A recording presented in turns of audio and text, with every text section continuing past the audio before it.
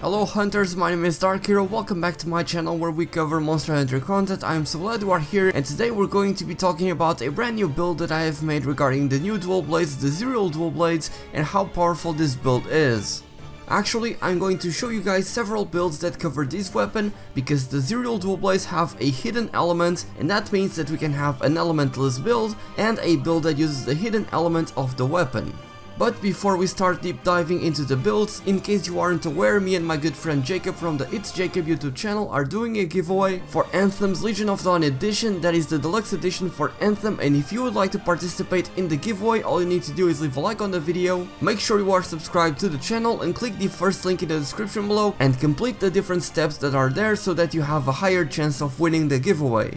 Best of luck to everyone that is entering the competition, and with that being said, let's start by taking a look at the elementless build for these Zero dual blades. These dual blades come with a pretty high attack stat, not the highest that is for the Diablo's dual blades, and their element is hidden, so we can take advantage of that by using the elementless jewel. On top of that, these dual blades come with 20 units of white sharpness, so we don't have to worry about handicraft and increasing the sharpness gauge. So having said that, for the armor pieces we will be using the Draken Alpha headpiece, the Empress Beta chest piece, the Draken Alpha arms, the Draken Alpha waist, and the Draken Alpha legs. With those armor pieces we will have attack boost level 3, critical eye level 4, critical boost level 2, peak performance level 2, and power prolonger level 1.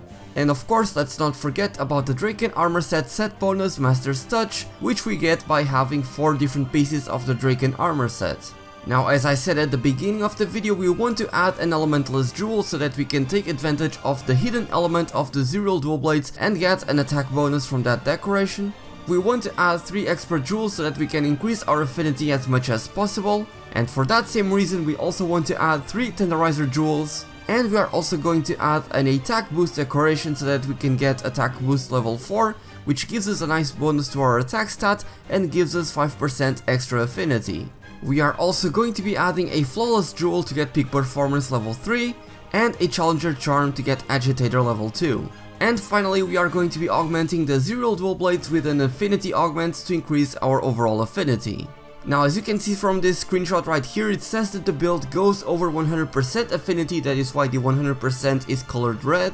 However, given the skills that we have, we are not able to maintain that 100% affinity at all times because of some of the skills that we have chosen to go with this build. As I said earlier, we get the Master's Touch set bonus from having 4 different pieces of the Draken armor set, which prevents our weapon from losing sharpness as long as we deal critical hits. For that reason we want to max out our affinity as much as possible, and so that is why we go for critical eye level 7, which gives us 30% affinity. Weakness exploit level 3 is also going to give us 50% affinity as long as we hit the monster's weak spots. And with attack boost level 4 we also get an extra 5% affinity as well as the extra 12 points into the attack stat.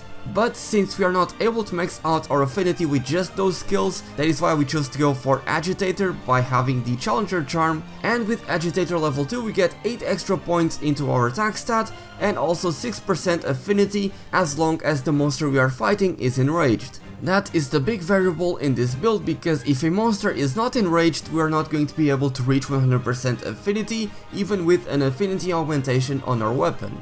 Depending on what monster you will be fighting, it might be more difficult or easier to meet this criteria, but even if we don't have that bonus from the Agitator level 2 skill, we still end up having 95% affinity, so the likelihood of you hitting critical hits and thus taking advantage of the critical boost level 3 skill is still going to be pretty high. Critical boost, as I said, is going to increase our damage when we land critical hits. That is going to increase the critical hit multiplier from 1.25 to 1.4. And peak performance level 3 is going to increase our attack stat by 20 points as long as our health is full. Power prolonger level 1 is going to add a bonus 20% duration to our demon mode, so that is pretty nice. And elemental airborne as well as airborne end up just being byproducts of the armor pieces we chose to go with. Now the thing with this build is that on top of having to rely on the monster being enraged to get 100% affinity, it's that in order to take advantage of the peak performance skill you need to have your health full at all times. If you are not able to maintain your health full at all times, you're simply not going to get that damage bonus, and it ends up being 3 skills that are completely wasted on your build. So in order to accommodate for this, you could opt to go for a health regen augmentation instead of an affinity augmentation, and that might be the key difference between you keeping your health full at all times and not being able to do so. However, doing so is going to decrease your affinity to 91%, and that is taking into account that the agitator bonus is active, which will not be active at all times. And when we compared the effective raw damage between the first build and this one, it's a pretty noticeable difference. As you can see, the first build that I showed had 530 EFR and this one has 516 EFR. But maybe you don't want to rely as much on peak performance because maybe even with the health regen augmentation, you're not able to maintain your health full. That is totally understandable, and so you also have this option right here. As you can see, we are replacing the Flawless Jewel with a Challenger Jewel. That is of course reducing our peak performance skill from level 3 to level 2, so we are only going to be getting a 10-point attack bonus instead of a 20-point attack bonus when our health is full. But in turn, when a monster is enraged, we will be getting a 12-point attack bonus and a 9% affinity bonus instead of an 8-point attack bonus and a 6% affinity bonus. So all in all, we will end up with 94% affinity on this build and with 510 EFR. Obviously this build is the weakest out of the 3 that I have showed here, but it is the one that is going to give you the best bang for your buck if you're not able to maintain peak performance active. But if you are playing in a group setting and one of your players is playing support and is healing everyone with wide range, then you might want to use the first build because that will take advantage of the skill more so than the rest. I'm not sure if my math is 100% correct here, but if this build that I'm showcasing right here is the strongest blade that uses the Diablo's dual blades, if we compare this to the first Zero dual blades build that I showcased in this video, then the Zero dual blades came out on top. Plus you will be able to have 100% affinity and 20 units of white sharpness as opposed to just 10 units of white sharpness and 93% affinity, which is what you would have with the Diablo's dual blades.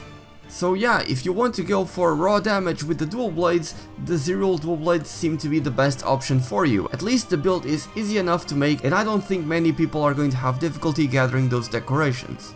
Now as for the elemental build, since this weapon has a hidden element, we will have to awaken it.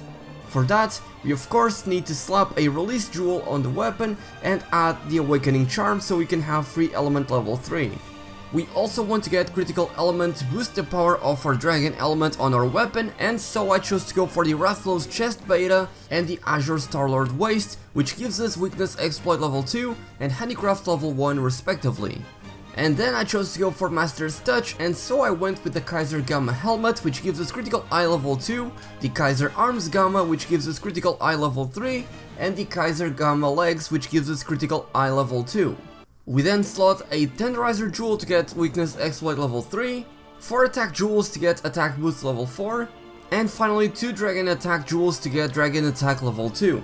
I chose to go for attack boost level 4 because of the extra 5% affinity and because of the extra attack stat, and although the dragon attack skill caps at level 3 with this weapon, I chose to go for only level 2 and to get attack boost level 4 because I think that it is more beneficial to get that 5% extra affinity as well as the attack bonus from attack boost level 4 instead of having dragon attack level 3 and only being able to attain 90% affinity. So in total we end up with 95% affinity, and of course we get an extra level of handicraft because of the Azure Starlord Alpha waist, and that is going to give us 30 units of white sharpness, so we should not be losing that white sharpness pretty soon, especially considering we have 95% affinity. Unfortunately, this build does not compete with the Kiar Dagger's Dragon, because obviously those already come with critical element, and so you don't need to build around that skill since the weapon already comes with it. But obviously, as all Kiar weapons, that weapon is locked behind RNG, and in case you're not able to get it, this will be a very good substitute. And on top of all of that, the Zero dual blades look awesome, having a sword on one hand and a dagger on the other, and whenever you dash in demon mode, you can see that you leave this green trail behind you, and so if you are a Witcher fan, this may be more special to you and you may get more enjoyment out of using this weapon. But let me know what you all think about this in the comment section down below, what you think of the builds I have showcased here, what you think about these Zero dual blades, are you having fun using them, do you want me to cover other weapons and make builds around them? Let me know all of that in the comment section down below, I would love to read your answers. And of course, if you have enjoyed this video or find it helpful, then please leave it a like, it takes less than a second and it greatly helps me out. Subscribe if you're new to the channel and turn on channel notifications if you don't want to miss an ounce of Monster Hunter goodness. And as always, a huge thank you goes out to my patrons for choosing to support me and helping me keep this channel alive. You guys are my heroes, especially Jeff Baxter for going Plus Ultra. If you would like to support me, then the link to my Patreon is down below in the description. But with that being said, thank you all so much for watching, my name is DarkHero, and happy hunting!